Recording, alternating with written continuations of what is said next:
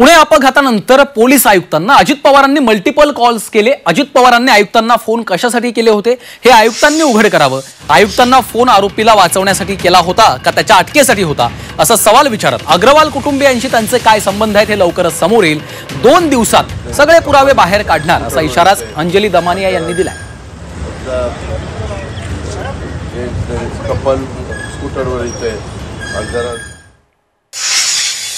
Multiple calls त्यांचे सीपीचे आणि अजित पवारांचे झाले, मल्टिपल कॉल्स। आणि त्याच्यावर देखील मी आज सकाळी ट्विट केलंय की त्यांचे मल्टिपल कॉल्स जर झाले असतील तर मग ही गोष्ट अजित पवारांनी का लपवली, 4 दिवस ते माध्यमांशी का नाही बोलले।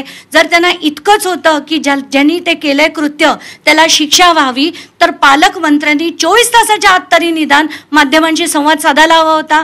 4 दिवस ते बोलले नव्हते, मग ते सीपींना जे फोन केले ते त्याला जो कल्प्रिट आहे त्याला आत घालण्यासाठी का त्याचा बचाव करण्यासाठी याचा खुलासा हा सीपींकडनं केला गेलाच पाहिजे। आता अजित पवारांचा जे नार्को टेस्ट आहे ती लवकरच जर ते करणार असतील तर ते होईलच, आणि नाही झाली तर त्यांची आणि अग्रवाल कुटुंबाच्या काय लिंक्स आहेत त्याही येत्या काही दिवसात लवकरच बाहेर येतील।